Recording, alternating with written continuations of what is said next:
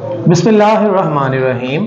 सल्लल्लाहु तआला अला मुहम्मद व अला आलिहि व सहबिहि व बारिक वसल्लम। स्टूडेंट्स, हम लोगों ने final account BCom part 2 advance accounting का जो कंपनी का फाइनल अकाउंट है उसको जो है वो जनाब पढ़ना स्टार्ट किया हुआ है। आज हम उसका क्वेश्चन नंबर 14 जो है वो डिस्कस करने लगे हैं सुहेल अफजल और एम मारूफ की बुक से। इससे प्रीवियस भी कुछ जो है वो लेक्चर्स ऑलरेडी अपलोडेड है, उनको अच्छे से सुन लें। और जिस बच्चे ने फाइनल अकाउंट को पहली दफा पढ़ना है या उसकी बेस नहीं है अच्छे से, तो वो मेरा एक लेक्चर है introduction to final account, BCom part 1 का वो लेक्चर है। लेकिन क्योंकि दोनों का इंट्रोडक्शन जो है वो ऑलमोस्ट सेम है, जो direct expense, direct revenue, indirect expense, indirect revenue, balance sheet में क्या क्या यूज होता है, ग्रॉस प्रॉफिट, नेट प्रॉफिट, ये सब क्या है, ये सारी बातें जो है मैंने उससे लेक्चर में की हुई हैं। उसको करने के बाद अगर आप बीकॉम पार्ट 2 के फाइनल अकाउंट की तरफ आएंगे तो आपको ज्यादा वो इजी जो है वो फील होगा। तो आज बहरहाल हम क्वेश्चन नंबर 14 डिस्कस करने लगे हैं। तो उसमें मैं एक ट्रायल बैलेंस दिया हुआ है और साथ में जनाब बताया गया है रिपेयर एंड मेंटेनेंस है। रिपेयर एंड मेंटेनेंस जो है वो हमारा इनडायरेक्ट एक्सपेंस है, एडवर्टाइजमेंट इनडायरेक्ट एक्सपेंस है, कॉस्ट ऑफ गुड्स सोल्ड उसने खुद दे दिया है। ये कॉस्ट ऑफ गुड्स सोल्ड जब वो सवाल के अंदर देगा तो अंडरस्टूड होगा कि वो हमें परचेजेस नहीं देगा, तो कॉस्ट ऑफ गुड्स सोल्ड जो है ये हमारा परचेजेस की जगह यूज होगा, डायरेक्ट एक्सपेंस। उसके बाद जनाब insurance, indirect expense, sale, direct revenue, advances. Advances का मतलब है हमने कर्जा दिया हुआ है, और जब हमने कर्जा दिया हुआ हो तो वो हमारा एसेट होता है। ये एडवांसेस देखें डेबिट साइड पर लिखा हुआ है, इसका मतलब है ये हमारा एसेट है। उसके बाद इन्वेस्टमेंट, शॉर्ट टर्म साथ में लिखा हुआ है तो ये हमारा एसेट है। सन्डी डेटर, सन्डी एक्सपेंसेस है, इनडायरेक्ट एक्सपेंस। और इंटरेस्ट ऑन डिबेंचर, ये हमारे लिए इनडायरेक्ट एक्सपेंस। फिर जनाब शेयर प्रीमियम लायबिलिटी है, शेयर कैपिटल है लायबिलिटी है। फिर उसके बाद bank overdraft liability, income from investment, ये हमने रेवेन्यू जनरेट किया, ये हमारे लिए इनडायरेक्ट रेवेन्यू है।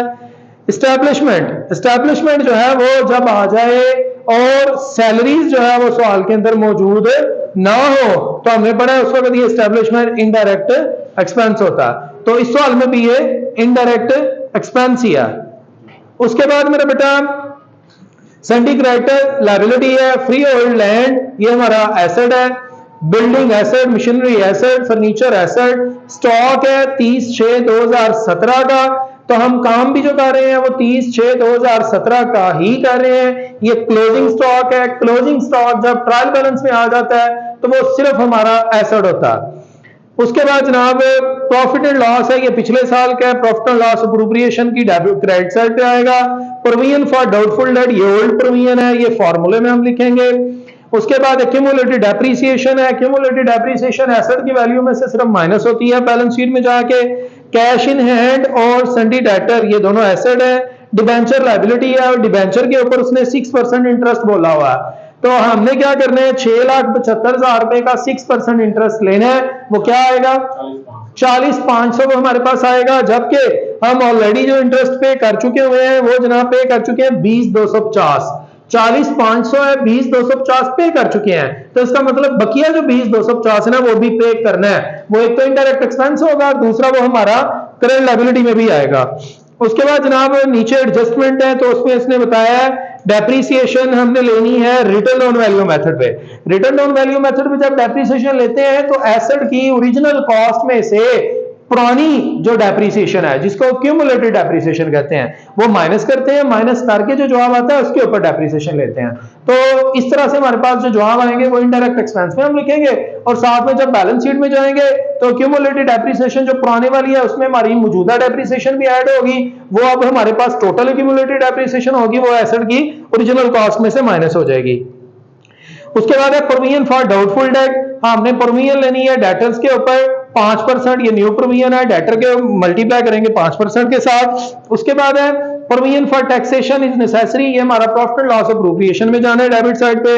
और मार्केट वैल्यू ऑफ इन्वेस्टमेंट जो है वो 285 है, जबकि ऊपर जो मार्केट इन्वेस्टमेंट की वैल्यू है वो 3 लाख है, तो 15,000 रुपया जो है ना इन्वेस्टमेंट की वैल्यू में कमी हो गई है। तो ये जो 15,000 रुपया कमी हुई है ये मेरा बेटा हमारा लिखा जाएगा इनडायरेक्ट एक्सपेंस में भी लॉस ऑन इन्वेस्टमेंट के नाम से, और जब बैलेंस शीट में एसेट के तौर पे लिखेंगे वहां से इसको माइनस करेंगे। इसके बाद मेरा बेटा मजीद जो उसने एडजस्टमेंट दी है, डिविडेंड लेना है 5 रुपए पर शेयर, तो नंबर ऑफ शेयर हमारे पास होने चाहिए ताकि इसको मल्टीप्लाई करके तो पर शेयर डिविडेंड लें और डिविडेंड लेके हमने प्रॉफिट एंड लॉस अप्रोप्रिएशन की डेबिट साइड पर लिखना है। नंबर ऑफ शेयर कैसे आएंगे, उसने हमें कैपिटल टोटल दिया हुआ है 35 लाख और एक शेयर जो है वो 100 रुपए का है, तो 35 को 100 से डिवाइड करेंगे तो हमारे पास 35,000 जो है वो शेयर्स आ जाएंगे। 35 लाख को 100 से डिवाइड किया, 35,000 शेयर आए। 35,000 को हम मल्टीप्लाई कर लेंगे 5 रुपए के साथ, तो हमारे पास डिविडेंड आ जाएगा जो कि प्रॉफिट एंड लॉस अप्रोप्रिएशन की डेबिट साइड पे आएगा। Establishment include 18,000 paid to manager who is entitled to a commission 5% on of net profit subject to minimum 24,000। ये एडजस्टमेंट समझने लायक है। वो कह रहा है कि जो एस्टैब्लिशमेंट है ना उसके अंदर 18,000 वो शामिल है जो मैनेजर को पे किया आपने कमीशन, तो भाई जो मैनेजर को कमीशन पे किया वो एस्टैब्लिशमेंट तो थोड़ी लिखी जाएगी, इसलिए हम आप एस्टैब्लिशमेंट में से वो 18,000 माइनस करेंगे, वो मैनेजर की कमीशन है, ये वो है जो हम पे कर चुके हैं। लेकिन वो कह रहा है कि आपने मैनेजर के साथ तय ये किया था कि हम तुम्हें 5% कमीशन देंगे नेट प्रॉफिट पे, और अगर वो 5% कमीशन नेट प्रॉफिट पर लेने से अमाउंट जो है वो 24,000 से कम आई तो हम तुम्हें 24 जरूर देंगे। मतलब अगर वो कैलकुलेशन हमने सारी की, नेट प्रॉफिट जब आया उसके ऊपर हमने 5% लिया, वो आया 22,000, लेकिन हमने उसके साथ क्योंकि कमिटमेंट किया 24 की मिनिमम, लिहाजा फिर 24 लिखेंगे। लेकिन अगर कैलकुलेशन करने से नेट प्रॉफिट पर कमीशन 24 से आई ज्यादा तो उस सूरत में फिर हम वो वाली कमीशन लिखेंगे, फिर 24 नहीं लिखेंगे। तो सर ये जो 18,000 है ये क्या करना है, ये 18,000 हुआ जो ऑलरेडी पेड है, तो वो जितनी भी हमारी कमीशन आएगी इसमें से 18 पेड होगा, जो बकिया होगा वो हमने पे करना है, वो हमारे लिए लायबिलिटी भी होगा, साथ में इनडायरेक्ट एक्सपेंस भी होगा। सारी स्टोरी पढ़ ली है तो आप जल्दी से क्वेश्चन जो है वो जरा कंप्लीट कर लेते हैं। बच्चे जो है वो ऑलरेडी क्वेश्चन मुकम्मल कर चुके हैं, तो अब हम जस्ट जो है वो जल्दी से कैलकुलेशन की हुई है, सिर्फ यहाँ वैल्यूज लिखनी है और वही दोबारा चीजें जो है एक्सप्लेन होनी है। तो देखते जाइएगा, हम trading profit and loss account बनाने लगे हैं और हमारे पास यहाँ उसने नहीं दिया हुआ ओपनिंग स्टॉक और क्लोजिंग स्टॉक जो है वो ट्रायल बैलेंस में है, तो उसको सिर्फ एसेट में लिखेंगे। तो स्टोरी शुरू कहां से हो रही है हमारी, नो परचेजेस तो है ही नहीं, कॉस्ट ऑफ गुड्स सोल्ड से। कॉस्ट ऑफ गुड्स सोल्ड बोले 30 लाख, 60 है जी। उसके बाद हमने इधर लिखना है सेल्स कितनी है जी, 39,50,000 बस जी जी। अब हमने किया टोटल, जो बड़ी वैल्यू है वो दोनों तरफ और छोटे वाली उसमें से माइनस 39,50,000 39,50,000 माइनस किया 30 लाख, तो जवाब क्या आ गया 9,50,000। इसको हम बोलेंगे ये हमारा है ग्रॉस प्रॉफिट कैरी डाउन, और इसी को हमने उठा के वापस इधर लिखना है ग्रॉस प्रॉफिट ब्रॉट डाउन जी, 9,50,000 ले जी। अब हमने तमाम इनडायरेक्ट एक्सपेंस और इनडायरेक्ट रेवेन्यूज लेने हैं, और ये क्या होते हैं ये प्रीवियस लेक्चर्स में हम बात कर चुके हुए हैं जी। मैं बेटा repair and maintenance 15,000, advertisement 90,000, insurance आप लोगों ने स्पेलिंग हमेशा कंप्लीट लिखने हैं 29,750, सैलरी एक्सपेंसेस 31,000, एस्टैब्लिशमेंट चार्जेस 1,74,000, 1,74,000। इसमें से माइनस करेंगे जो गलती से कमीशन इसके अंदर ऐड हो गई मैनेजर की, तो लेस कमीशन जी कितना 18,000 यहां से लेस कर दिया 1,56,000। तो सर ये जो 18 लेस किया इसको नहीं लिखना है जी, बिल्कुल ये मैनेजर की कमीशन है, एंड में जाके इसको लिखेंगे क्योंकि इससे रिलेटेड जो एडजस्टमेंट है वो सॉल्व उस वक्त हो सकती है जब हम एंड वाली जो है वो सारा प्रॉफिट निकाल चुके होंगे जी। डिबेंचर के ऊपर इंटरेस्ट है, डिबेंचर इंटरेस्ट जो कि ऑलरेडी पेड है वो कितना है 20,250, ये ट्रायल बैलेंस में लिखा हुआ है। इसके अंदर हमने ऐड करना है आउटस्टैंडिंग इंटरेस्ट, आउटस्टैंडिंग इंटरेस्ट वो वाला इंटरेस्ट जो भी हमने पे करना है। देखे जी डिबेंचर आपके कितने के थे 6,75,000 के, उसके ऊपर कितने परसेंट इंटरेस्ट है 6% इंटरेस्ट है। तो 6% इंटरेस्ट लिया तो हमारे पास क्या आया 40,500 ये इंटरेस्ट है। इसमें से 20,250 ऑलरेडी पेड है, तो इसका मतलब 20,250 ही मजीद रहता है। तो टोटल इंटरेस्ट का एक्सपेंस जो है वो हमारे लिए 40,500 ही आएगा। और ये जो 20,250 है ये वो इंटरेस्ट है जो भी पे करना है, ये लायबिलिटी साइड पे भी जाएगा बैलेंस शीट में। और बिल्डिंग के ऊपर डेप्रीसिएशन, तो लिखेंगे डेप्रीसिएशन ऑन बिल्डिंग। ये भी जरा स्टूडेंट्स तवज्जो से बात सुनिएगा। उसने बोला है कि हमने डेप्रीसिएशन लेनी है किस मेथड पे, डिमिनिशिंग बैलेंस मेथड पे, रिटर्न डाउन वैल्यू मेथड पे, रिड्यूसिंग बैलेंस मेथड पे, तीनों सेम नाम है। तो उस सूरत में हमने क्या करना है, जो एसेट की ओरिजिनल वैल्यू है कितनी है 7,50,000 बिल्डिंग की वैल्यू है, उसमें से जो पुरानी डेप्रीसिएशन है वो माइनस करनी है, क्यूमुलेटिव डेप्रीसिएशन 50,000 क्यूमुलेटिव डेप्रीसिएशन है माइनस करेंगे। जवाब आ गया इस 7 लाख रुपए के ऊपर बचे हमने कितने परसेंट लेना है 5%। ये जो जवाब आएगा ये हमारी डेप्रीसिएशन होगी क्या 35,000। ये 35,000 हमारी डेप्रीसिएशन है। और जब बैलेंस शीट में जाएंगे तो हमने क्या करना है, बैलेंस शीट में जब जाएंगे तो वहां लिखेंगे बिल्डिंग 7,50,000 और माइनस उसमें से करेंगे 50 और 35 दोनों को ऐड करके फिर माइनस करेंगे यहां से। मतलब यह कि क्यूमुलेटिव डेप्रीसिएशन होती है अगली पुरानी पिछली सारी डेप्रीसिएशन, तो सबको प्लस करके फिर जो है वो इसमें एसेट की ओरिजिनल वैल्यू में से माइनस करेंगे।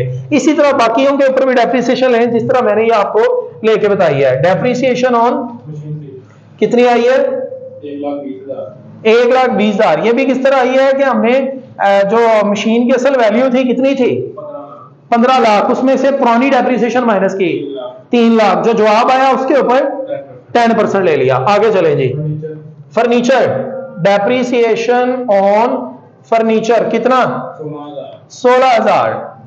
और जी डाउट वो हमने फार्मूला लिखना होता है। फार्मूला हमारे पास क्या है जी, मैं यहां पर आपके सामने करता हूं। फार्मूला ये होता है हमारे पास ओल्ड बैड डेट्स, उसमें हमने ऐड करना होता है न्यू बैड डेट्स को, प्लस करना होता है न्यू प्रोविजन को, लेस करना होता है ओल्ड प्रोविजन को। मेरा बेटा 3 चीजें प्लस होती हैं और ओल्ड प्रोविजन जो होती है वो सिर्फ माइनस होती है।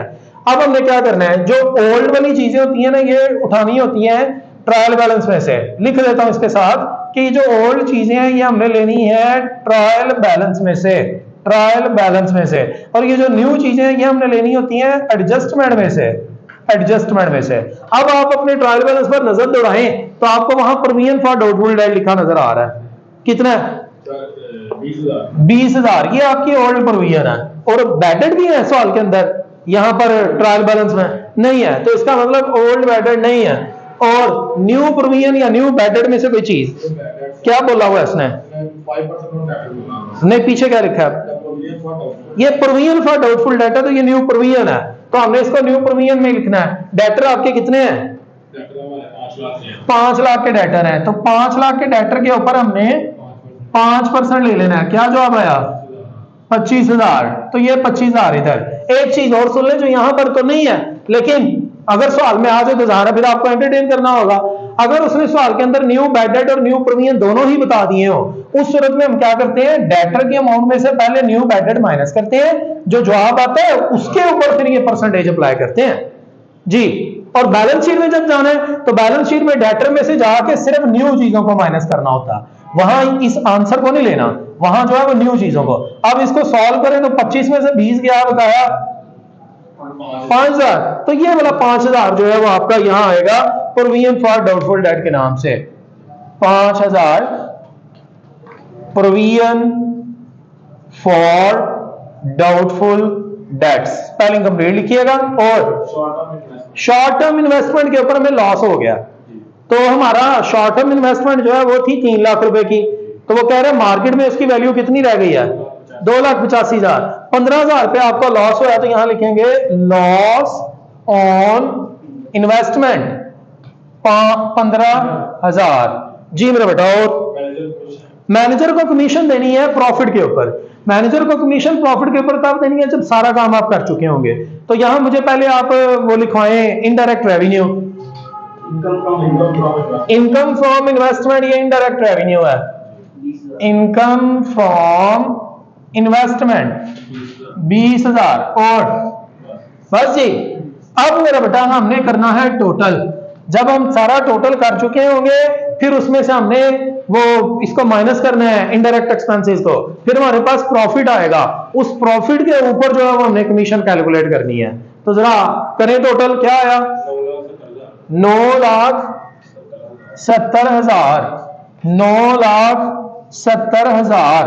अब इस 9,70,000 के ऊपर आप इस 9,70,000 में से ये सारे एक्सपेंसेस माइनस करें और सारे एक्सपेंस माइनस करके बताएं कि हमारे पास जो है जवाब क्या आता है। जो हमारे पास जवाब आएगा वो होगा नेट प्रॉफिट। वो नेट प्रॉफिट जब हमारे पास आ जाएगा, बोले 5,53,000 सब कुछ माइनस करके। भाई हमने क्या किया है, 9,70,000 में से ये सारे इनडायरेक्ट एक्सपेंस माइनस किए हैं और भाई ने जवाब बताया, जवाब आया है 5,53,250। ये हमारे पास नेट प्रॉफिट है। इस नेट प्रॉफिट के ऊपर हमने कितने परसेंट कमीशन उसको देनी है? ये 4,16,000 ये वाला नेट प्रॉफिट भाई दोबारा हमें बता रहा है, वो कह रहा है क्या है? 4,16,750। 4,16,750 के ऊपर हमने से कितने परसेंट कमीशन देनी है?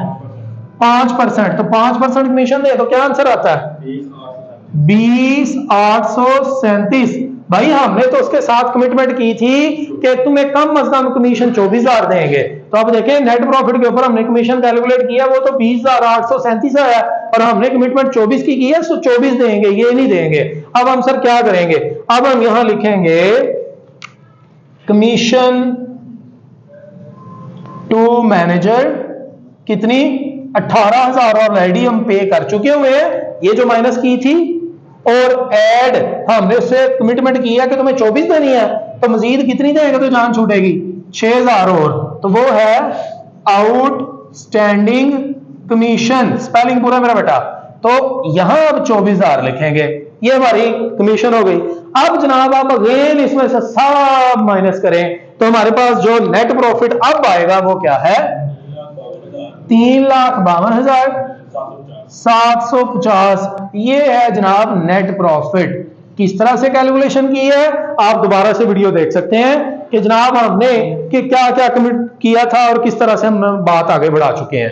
अब जो है वो प्रॉफिट एंड लॉस 392 क्या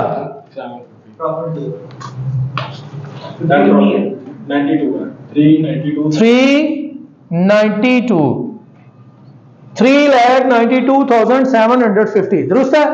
अच्छा जी, तो मेरे बेटा अब ये जो YouTube पे स्टूडेंट्स देखेंगे या यकीनन देख रहे होंगे, तो यहां अगर कैलकुलेशन में कोई गलती नजर आए तो जो मेरे सामने स्टूडेंट्स बैठे हैं उनको हदिया आपने पेश करना जी।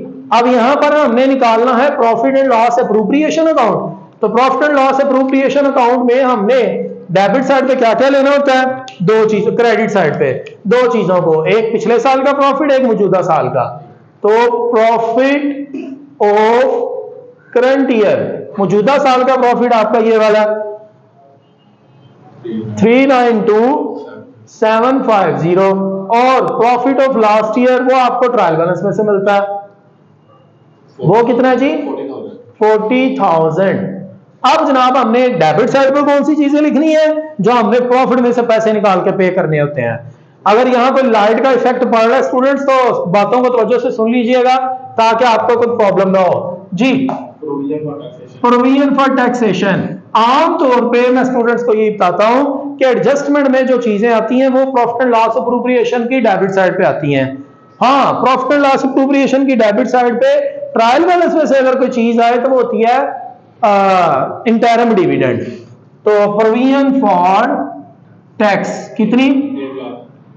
1 लाख। और डिविडेंड, डिविडेंड हमने देना उसको कैपिटल के ऊपर, तो उसने डिविडेंड के मुतालिक है 5 रुपए डिविडेंड देना है। और हमारे शेयर्स कितने हैं? 3 टोटल 35 लाख हमारा शेयर कैपिटल है। 35 लाख शेयर कैपिटल है, उसको डिवाइड करना है 100 का एक शेयर है, तो 35,000 नंबर ऑफ शेयर, इसको 5 से मल्टीप्लाई कर लेंगे तो हमें पता चल जाएगा कि हमारा डिविडेंड कितना है, 1,75,000। और जी बस दो ही चीजें हैं, ले मेरा बेटा, अब करें टोटल, बड़ी साइड ये वाली 432750, 432750, इसमें से माइनस किया तमाम ये एक्सपेंसेस को जो प्रॉफिट एंड लॉस अप्रोप्रिएशन की डेबिट साइड पर लिखे हैं, रिजर्व वगैरह 157750, ये है हमारे पास प्रॉफिट एंड लॉस। ये है प्रॉफिट एंड लॉस, और साथ में ये दोनों चीजें ये बैलेंस शीट में लायबिलिटी साइड पर भी जाएंगी। तो हम जो है वो पहले एसेट साइड बनाते हैं। बताएं जी एसेट साइड पे क्या क्या आपके पास है? फ्री होल्ड लैंड मेरा बेटा, जो फिक्स एसेट होंगे उनमें से डेप्रिसिएशन हमने माइनस करनी है, साथ में 20 लाख, इस पे डेप्रिसिएशन नहीं थी। और बिल्डिंग के ऊपर डेप्रिसिएशन थी। बिल्डिंग कितने की है? 7,50,000, ये ओरिजिनल वैल्यू है। इसमें से हमने माइनस करना है जो मौजूदा हमारी डेप्रिसिएशन है वो भी, ये 35,000, और जो पुरानी डेप्रिसिएशन है वो भी, इन दोनों को प्लस कर लेना है। इन दोनों को प्लस करके तो यहां से लेस करना है एक्यूमुलेटेड डेप्रिसिएशन के नाम से, एक्यूमुलेटेड डेप्रिसिएशन। सवाल को ये स्पेलिंग पूरे लिखिएगा। तो पिछली डेप्रिसिएशन कितनी है? 50,000। पिछली डेप्रिसिएशन 50,000 है, मौजूदा 35,000 है, तो दोनों मिला के कितनी हो गई? 85,000। ये यहां से माइनस हो गया और जवाब अंदर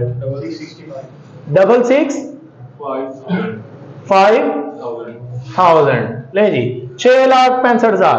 मेरा बेटा जो बाकी आपके एसेट्स हैं वो भी इसी तरह आएंगे। मैं सिर्फ आपको ये बताना चाहूंगा कि जो हमारे पास डेटर था, आप सारे इसी तरह लिखेंगे। मैं बात को जरा सम अप कर रहा हूं लेक्चर जल्दी कंप्लीट करने के लिए। डेटर कितने हैं?